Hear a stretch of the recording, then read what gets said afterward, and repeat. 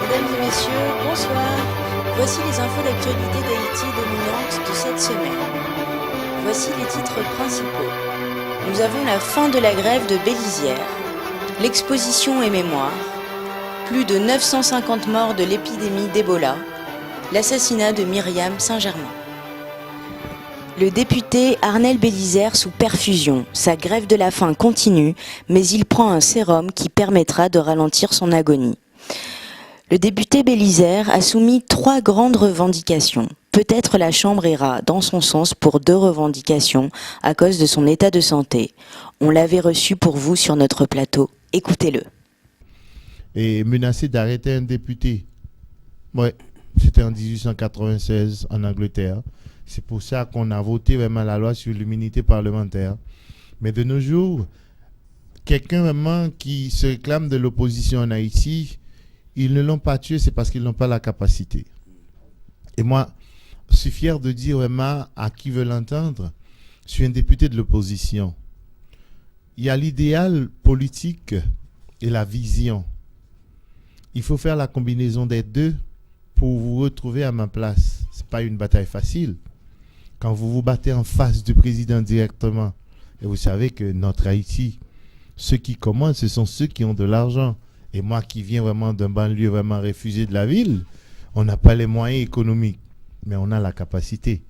Pour mobiliser vraiment des milliers de gens, ça, il vous faut beaucoup. Mais moi, je n'ai pas fait d'effort. C'est ma volonté et le courage qui me permet vraiment d'être ce que je suis aujourd'hui. Je me rappelle la dernière fois que j'ai eu mon interview sur CNBC, et la dame m'avait demandé, « Monsieur, il y a tellement de députés qui cherchent à s'enrichir. Mais vous avez la capacité, il y a tellement de gens qui vous suivent. Pourquoi vraiment vous ne voulez pas vraiment vous mettre avec le président de la République pour faire marcher le pays ?» Moi, je lui ai dit catégoriquement, j'y tiens à ce que mon pays marche. Mais il nous faut vraiment l'intégration de ce qu'on appelle la diaspora. Parce que j'ai dit à tout le monde. Arnel Bélizières évoque l'avenir, avec un fusil en main s'il le faut. C'est sa façon de dire qu'il ne baissera pas les bras. Passons à l'exposition Souvenirs, en mémoire du massacre de Jérémy.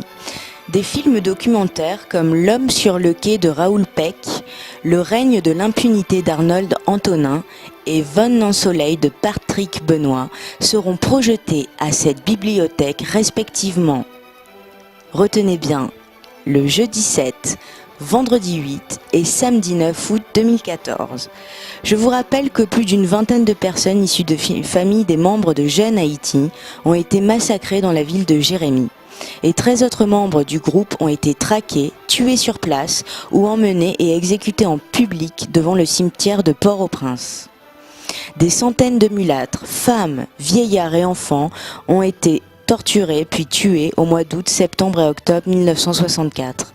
L'objectif de cette exposition, nous a déclaré l'organisateur, que c'est d'avancer en restant vigilant afin que ce genre de situation ne se reproduise plus en Haïti.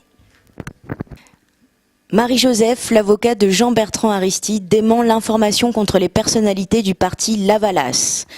Une liste de 33 personnalités, la plupart proches du parti Lavalas, frappées d'interdiction de départ, ont été envoyées à la Direction générale de l'émigration et de l'immigration par le juge d'instruction Lamar Bélizières. Celui-ci devait entendre 3 personnes de cette liste le jeudi 7 août 2014, selon les informations disponibles. Mais l'audition n'a pas eu lieu, le juge n'a pas tenu à faire de déclaration à la presse.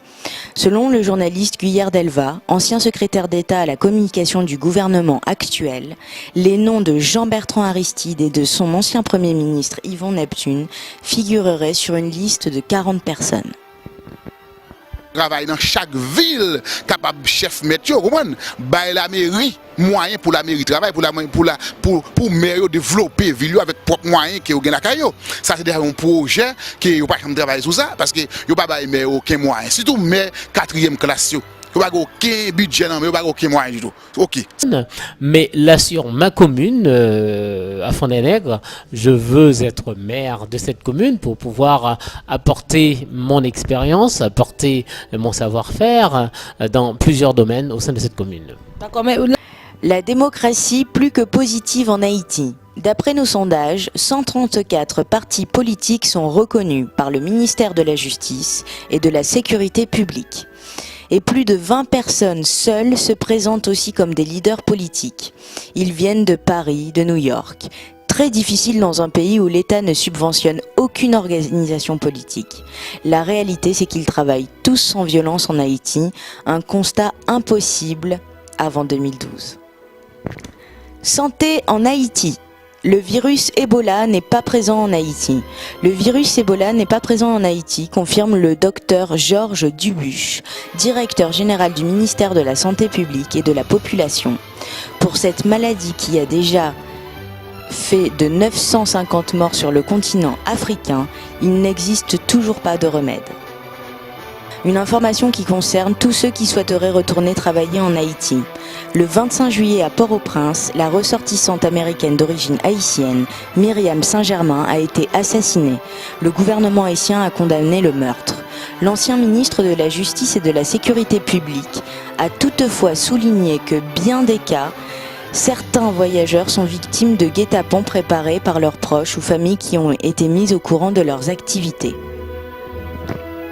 Madame Saint-Germain est décédée environ 6 heures après avoir été blessée par balle, juste après avoir quitté l'aéroport international Toussaint-Louverture. Elle a été mortellement atteinte par des individus armés circulant à moto, qui l'avaient également dépouillée d'une somme d'argent. Madame Saint-Germain, mère de famille de 2 enfants, travaillait comme assistante médicale à la prestigieuse université de Harvard. Depuis le 1er août 2014, le gouvernement donne à la police nationale d'Haïti les moyens d'enrayer l'insécurité et d'anticiper les actes de banditisme de tout ordre qu'ils soient. Passons aux actualités internationales. Crash du vol d'Air Algérie. Douglas 83. Mais du site où l'appareil s'est crashé, toujours aucune image. Les réunions de crise se multiplient à l'Élysée. Le président français confirme que la carcasse a été localisée, qu'il n'y a aucun survivant. Les enregistrements sonores contenus dans l'une des boîtes noires sont inexploitables, annonce le BEA. Les boîtes noires du vol AH5017, qui s'est écrasé au Mali, n'ont pour l'instant pas livré leurs secrets.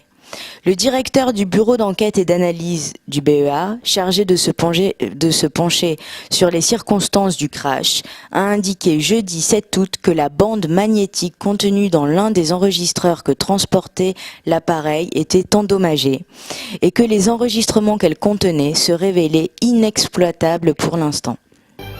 Voilà, c'était les infos d'Haïti pour cette semaine. Nous vous retrouvons la semaine prochaine pour les points essentiels. Passez une très bonne semaine.